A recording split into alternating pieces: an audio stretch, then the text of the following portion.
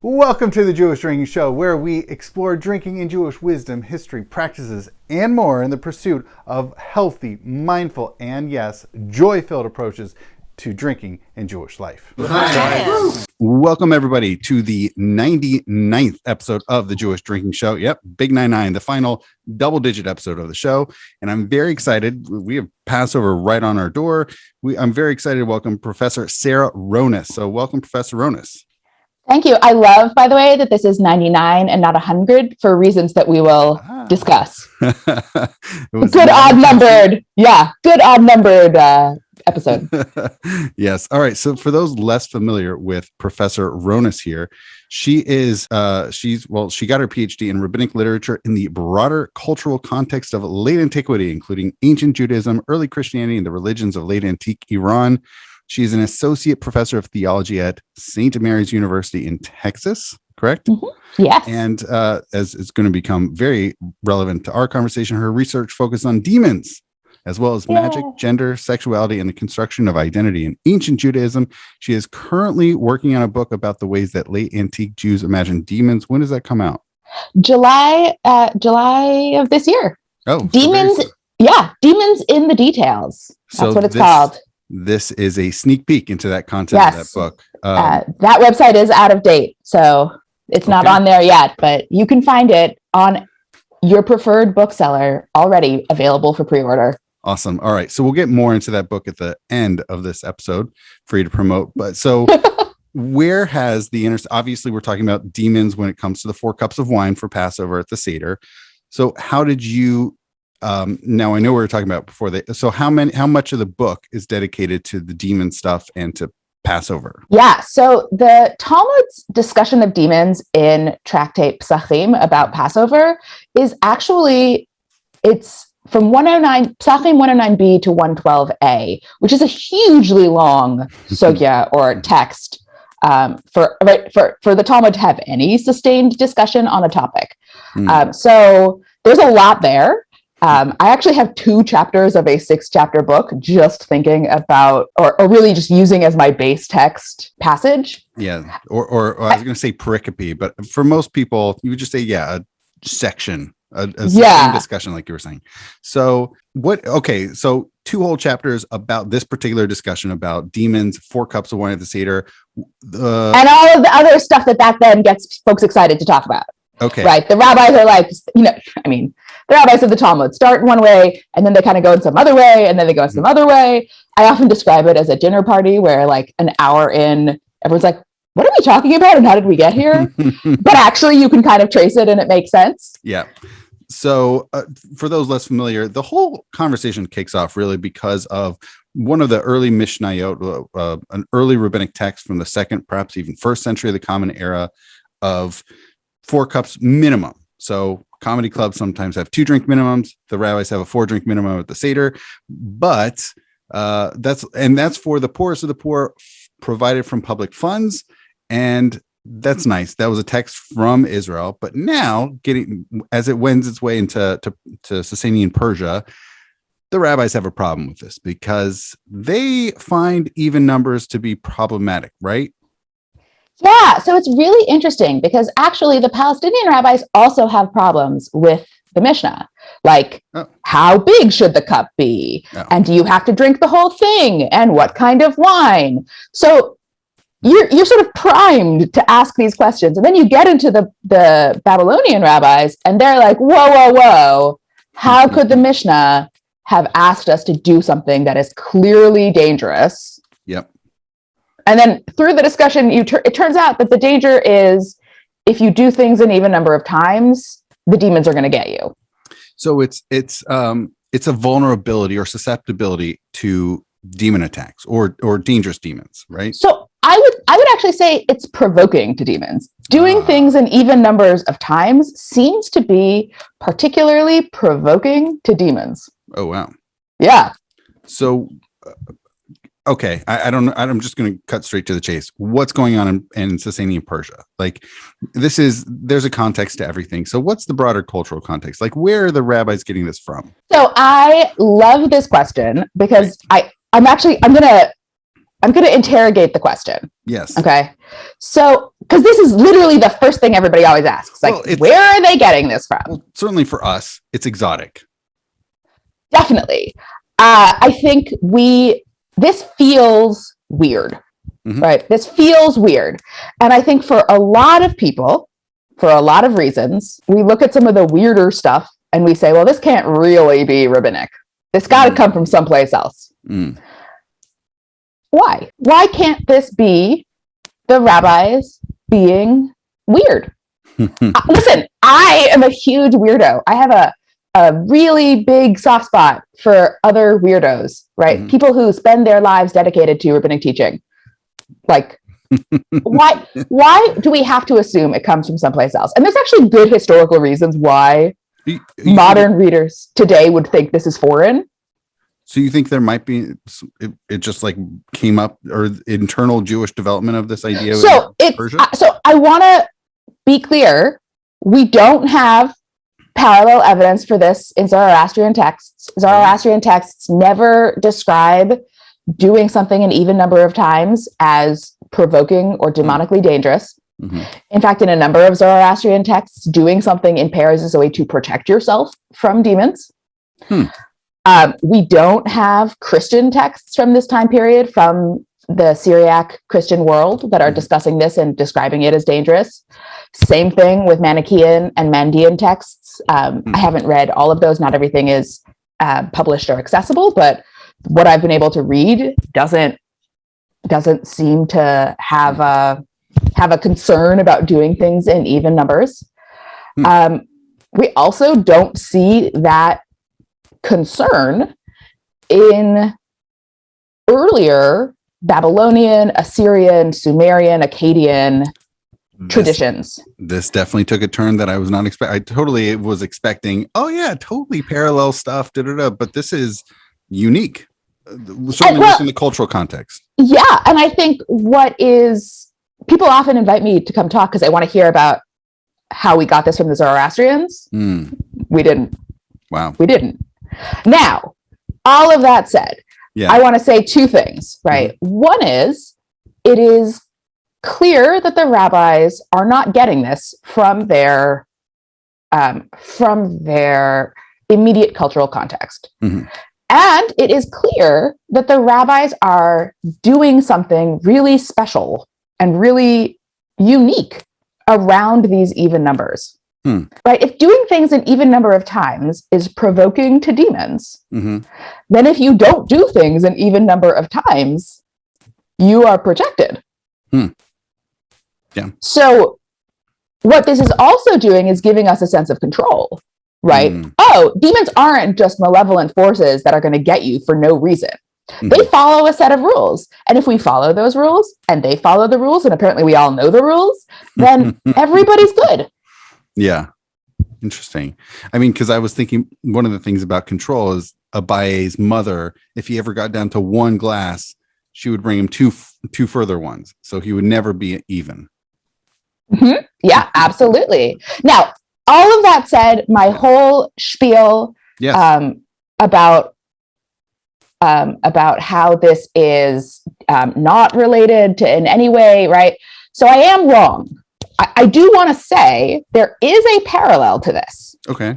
But it's not from the Sasanian world. So yeah, I know. Everyone's like, oh, this must be Sasanian because it's weird. And that's not what you meant, but we sort of think the things that aren't familiar must be strange. I don't like the word exotic gets used in some pretty icky ways in colonialism, but I do think it's strange. It's strange to us. It's baffling. And then on top of that, also the the Palestinian sources don't have that. They're not concerned about this. This is distinctly Persian. This is the Persian Jews. Well, and here's what's so right. This is profoundly Babylonian because the rabbis are Babylonian, right? So it's not that it is Babylonian because the rabbis live there, not because the rabbis are getting it from other Babylonians. It's Babylonian because they're Babylonian. Yeah. I also wonder, you mentioned it's not recorded in any sources, but maybe it was just an oral thing that people just spoke about. I don't know. It could be a folk thing. I'm just throwing that out there. Well, this is a great point. We also have these bowls, right? These incantation texts that are from the same cities and the same places and the same times as the Babylonian rabbis who wrote the Talmud. Mm-hmm. And they also don't have it. Oh, wow. Yeah, this is just the Talmud. Okay. Wow. Yeah, this doesn't seem to be some kind of popular tradition that has made its way in, or at least it's not one for which we have any evidence. Hey there, hope you've been enjoying this episode so far. I wanted to break in and give you a sneak peek to the next episode of the Jewish Drinking Show featuring Professor Jonathan Sarna. I have met people, it's not in the article, but I've met people who told me, sure, in World War II, my parents, were stationed somewhere and they couldn't get wine and they made raisin wine. I hope you enjoy that sneak peek into the following episode featuring Professor Jonathan Sarna. Just as a note, with Passover coming up, we're going to be holding off the next episode until May. So stay tuned for that episode in May. Now back into this episode featuring Professor Ronis. Curiously, we do have a parallel to the rabbinic idea, and that's a parallel which is found not in the Sasanian world at all. It's actually found in Greek philosophy. Oh. So Plato associated even numbers with inferior things, ill omens, and the gods of the underworld. And he said, anything that's in even numbers is unworthy of being offered to the Olympian gods. Now, Plutarch, who is a later Greek philosopher in the line of Plato, says that he assumes that, he writes that Plato assigns to the Olympian gods right-hand qualities and odd numbers, and to the daimones or demons, the opposite of these. And then Plutarch goes on to quote another Greek philosopher whose name is Xenocrates, who we don't have Xenocrates, we only have Plutarch's quote, so take that for what it's worth. But he says that the even numbered days are inappropriate for anything relating to honoring the gods, and that anything even numbers is particularly attractive to negative gods and forces. So that's the only ancient parallel we have. And that's from the Roman Empire. And this is the same Greek and Roman philosophers who so much of Western tradition look to as the foundation of insert thing here. I was just thinking about, as I was going back, quickly going through the sugya, it's an anxiety by the third and fourth generation Amoraim, and it continues fifth and sixth, but we don't really see that in the first couple of generations. And I'm also totally differently, but I have also in the back of my mind, like Ben Sira, the book of Ben Sira, through Greek sources, ultimately got by the third, fourth generation. Of Amoraim, it got there. So I wonder if at some point, end of the fourth century, end of the third century, it's sort of all these Greek stuff got trafficked in. Yeah, well, and so this is Richard Kelman's argument in his book Migrating Tales. This is like read it, but so in his book he demonstrates fairly clearly that it's in the third and fourth generation when all of these Greek traditions make their way into Sasanian Babylonia. All right. Yeah. Right. If in elementary school, if you had the same insight as Rashi in discussing something, you were supposed to say Baruch Shekivanti. There we go. So, Baruch for Kalman. Okay. Exactly. So here, I think you're right. I think we're seeing this idea is imported in, and that's particularly funny. If you really do track that, it is particularly funny because then the rabbis in the Talmud say, well, in the West, they don't care about demons, but here we do. And you're like, but it's actually from there, right? Yeah. Their specific reference is Palestine, is Roman Palestine, not necessarily all of Greco-Roman. Yeah, no, I know, but it's still charming. And I do want to say, I don't think that they're actually getting it from their wholesale, right? So it seems clear there's this likely maybe conversation partner, but none of the Greek philosophers are then going to spend 6 pages of Talmud discussing all of the little legal steps to avoid it, right? The idea that we're going to think about this legally and protect ourselves by following the law, that is all the rabbis.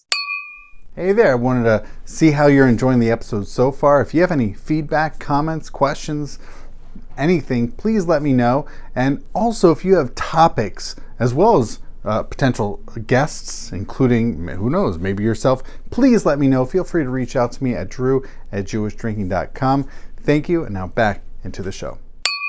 So one of the curious things that does come up is Rav Papa talks about getting he's got a curious epistemology here. He gets one of his sources, basically a demon himself. Right. So yes. Yosef Sheda, my favorite demon.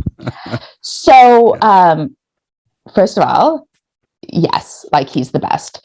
Both Rav Papa and Joseph the demon. I'm excited about Rav Papa because he's the biggest beer brewer in the Bavli, but I'm very curious. He is, and actually, that is relevant because Rav Papa has a very strange household in other parts of the Talmud, right? So he has this ox who drinks his beer, right? In another part of the Bavli, he also has a demon servant who goes and draws water for the house. And here, Joseph the demon talks to him.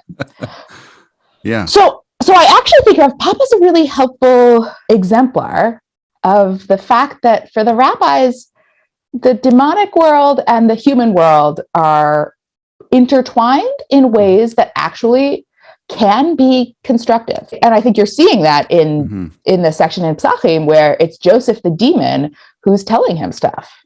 Yeah. And I want to be super clear about this because I think, again, this is one of those things that people sometimes wonder about. For the Talmud, for the Talmud, demons are real. Yeah. Right. They're not a metaphor for something. They're not a simile. But if you think about Christian demons at the same time, they often have names that translate into sloth or lust or gluttony. And here we have demons and their names are things like Joseph and Yochanan, right? So these are not metaphors. In fact, in the story of Rav Papa's demon servant who goes and gets the household water, at the end of the story, the household has water. Something has happened. Yeah. Now, I want to be clear. I'm not saying I think that demons are real, but they are real for the rabbis. And I think that that's important. And so the idea that a demon could talk to Rav Papa and give him insights makes sense in that context. Yeah. Now, Joseph the demon is also, he also shows up someplace else in the Talmud. Oh, really? Where he is. Oh, yeah. He's in Tractate Eruvin 43a.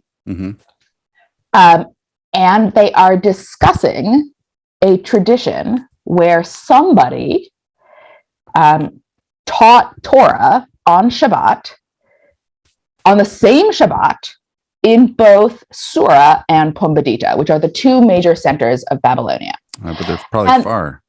So the problem is this. Shabbat lasts 24, 25 hours. And Sura and Pumbedita on modern roads are 37 hours apart. Walking. By car, they're faster. And they didn't have modern roads back then. Yeah. So clearly, something is happening.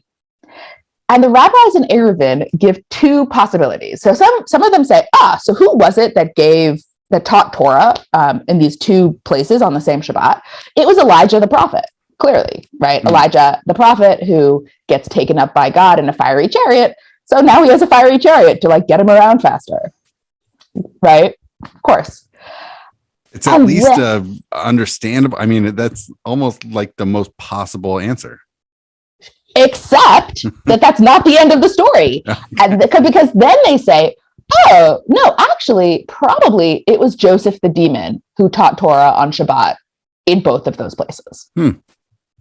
So Joseph the demon seems to be a guy who teaches Torah. I'm just gonna, you might know, but what do we call a person who teaches Torah and is a teacher of rabbis? A rabbi. A rabbi. Yeah. And in fact, we actually have an incantation bowl from the same period, which invokes as a protection Rabbi Joseph the demon. Oh, cool. Yeah. Very neat. A demonic rabbi. So, yeah. I mean, why does that surprise you? You know, I was about to start answering, but then I realized it's a different word, right? Or I could be wrong. So that's a shade. Were we talking about mazikin before or only shade? So the Talmud uses them interchangeably. Oh, really? And when I started doing this research, I made a whole chart of every time they use ruach and every time they use mazik and every time they use shade, which are the three terms that mostly get used, to try to track differences. And I could not find any. Oh. They all are characterized the same way. And in fact, in the manuscript tradition, they often get confused. Oh, wow. Okay. Yeah. That's a surprise. So, yeah. So I don't know. I mean, demons sound like a bad antagonistic. Rabbis, hopefully, certainly in a rabbinic text, would be, one would think protagonistic. So that seems contradicting. Yeah. So, I mean, I guess, so let me ask a follow-up question. If demons are bad, where did they come from? What does the Talmud say? I will tell you what the Talmud says, but okay. I mean, right? If you're a monotheist, what are your options for how demons came to be?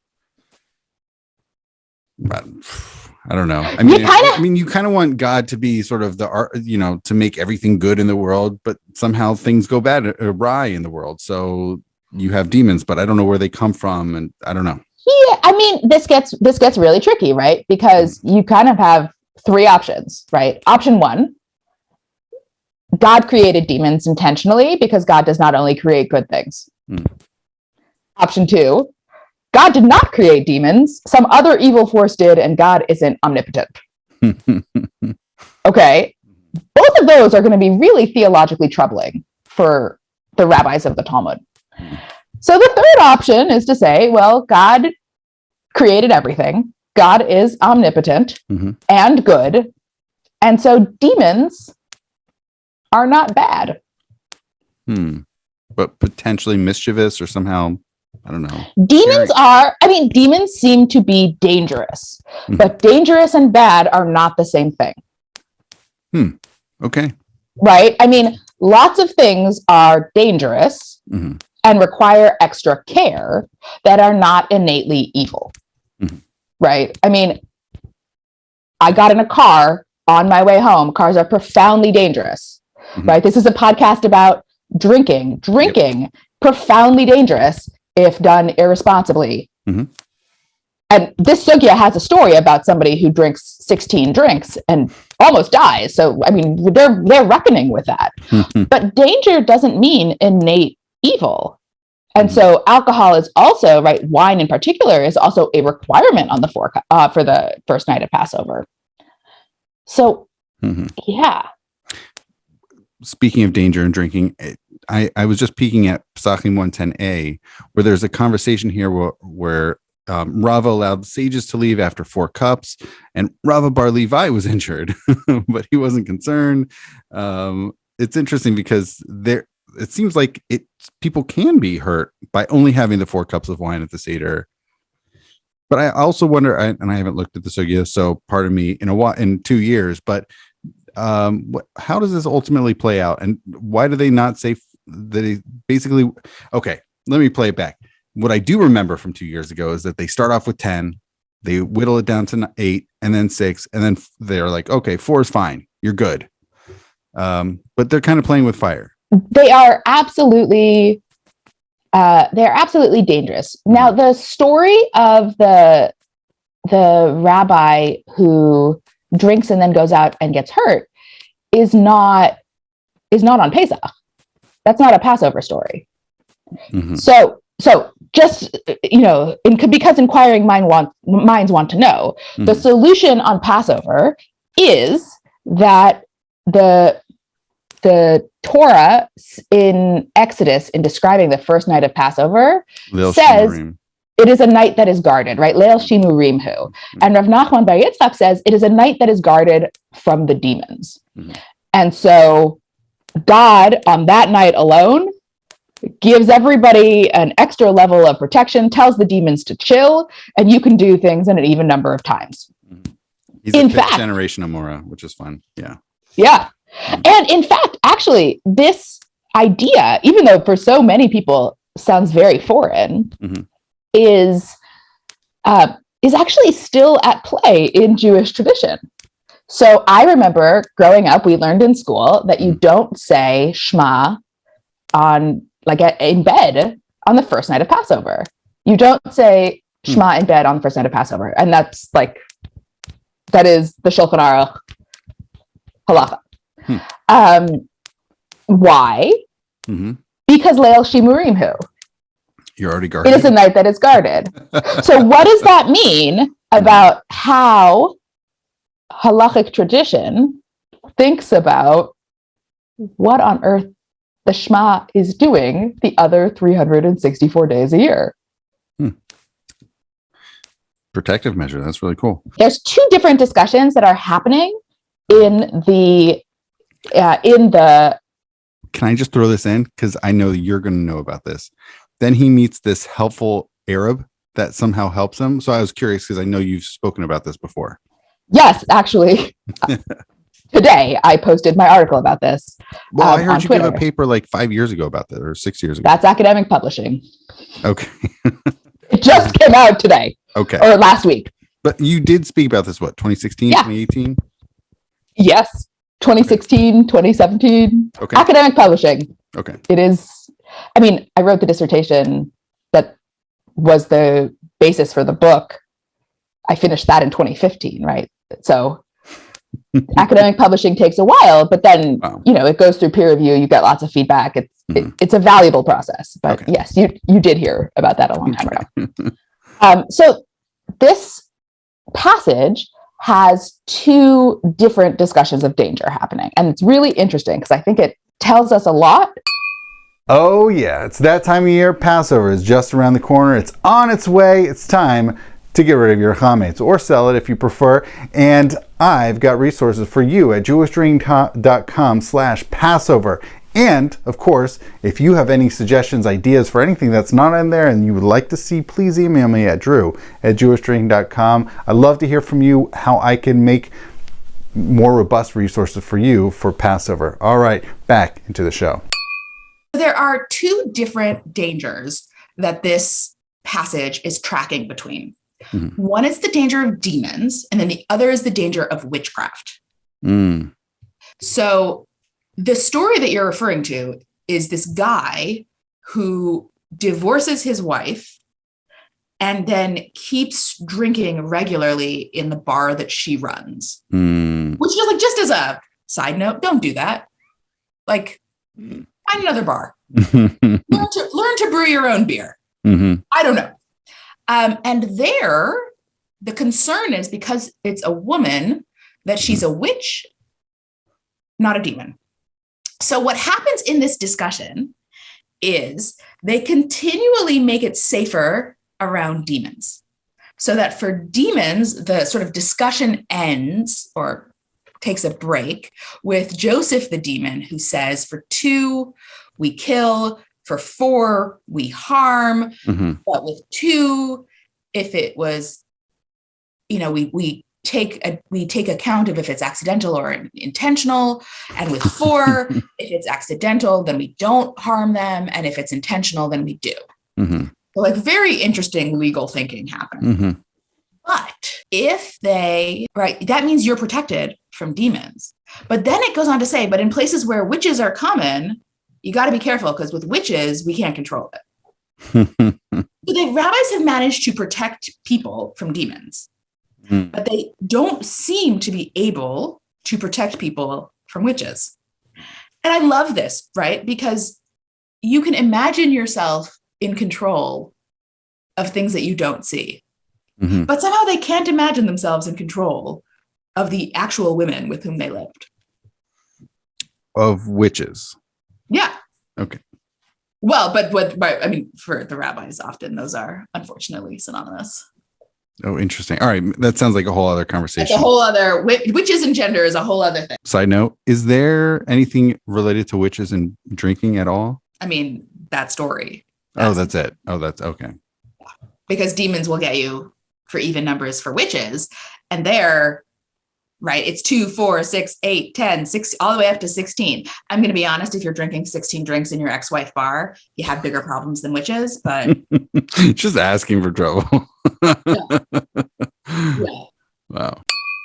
Hey there, I hope you're enjoying this episode so far. I want to break in again, and if you have ideas beyond the show, beyond the podcast, beyond this video content, if you have ideas for what Jewish drinking can bring you, whether it's, who knows, maybe it's Zoom sessions, maybe it's events, maybe, who knows, swag, please let me know. I'm very curious to hear from you, any ideas, things that we can do, things that I can bring you from Jewish drinking. So feel free to reach out to me at drew@jewishdrinking.com. I'm happy to bring that to you. All right, now back into the show.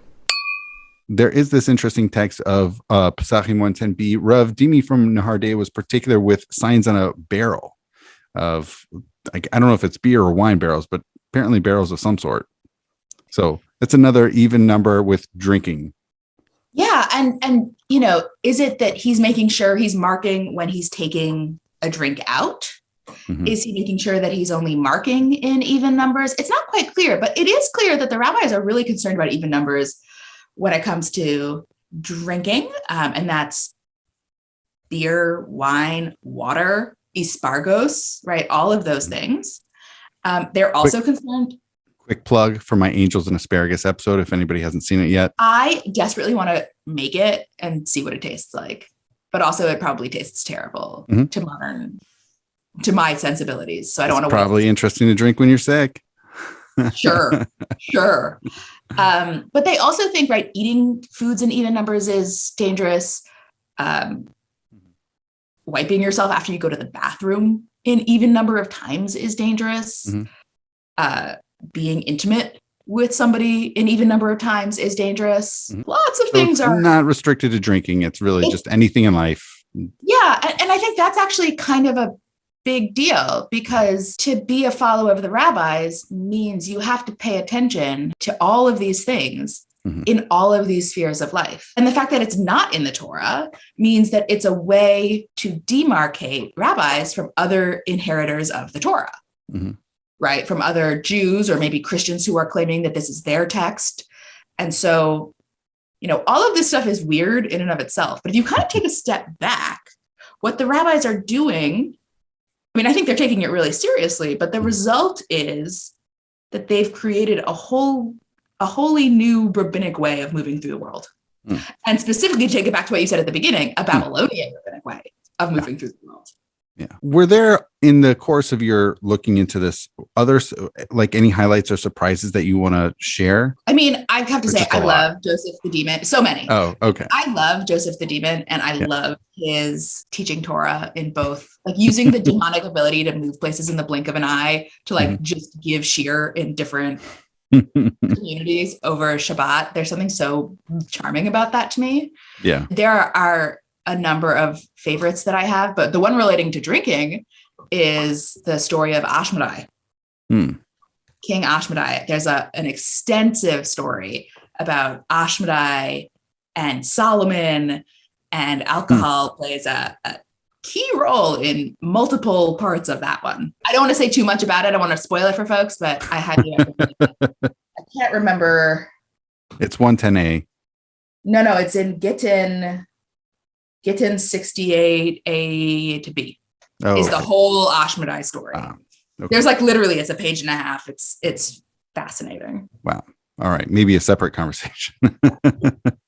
All right. So, okay. So can we talk about your book? So the Passover 4 Cups conversation is 2 chapters. What other content do you deal with in your book? Yeah. So the book, actually, I have a whole chapter about origin stories. So where did the rabbis think demons came from? And then I have a chapter about classification, right? So you asked like shading, maziking, about all of these different groups and how do they relate to angels and humans and other things. So I have a whole chapter about that. And then I talk about these very strange Pesachim texts. And then I talk about demonic servants, like Rav Papa's servant, who apparently goes and gets water, and like, where the heck does that idea come from? And then the last chapter, because you got to end on a high note, is exorcisms. Wow. Yeah. All right. Really fun stuff. Yeah. I mean, it's something I've been working on for a really long time, but I also think it's a really helpful lens for all kinds of rabbinic creativity. And I think for a long time, people have just said, like, well, this stuff is kind of weird and I'm going to skip it. Or this stuff is weird. I'm going to like just say it's weird and move on. And I think we really learn a lot by leaning into the things we think are weird and asking, why do I think this is weird? And why would smart, thoughtful people who we take seriously on the laws of Shabbat or the laws of fruit, right? Why would they spend so much time thinking about this? And if we lean into those questions, I think there's a lot we can learn. That's great. And the forthcoming book is the reworked dissertation of yours? Substantially reworked. So, oh, wow. Sometimes folks are like, I found the dissertation on ProQuest or wherever. This is very different. Wow. There's a reason it took so long after the dissertation. Yeah. That's great. All right. So I think we'll all be looking out for this. And so those 2 chapters directly relate to drinking. They do. All right. And actually, the chapter on exorcisms talks about Ashmedai, which is also about drinking. So there's lots of drinking throughout. Maybe that's a separate conversation. All right. Well, all right. We'll chat about that. Okay. Yeah. So, all right. With that, Professor Ronis, thank you so much. And l'chaim. L'chaim. L'chaim.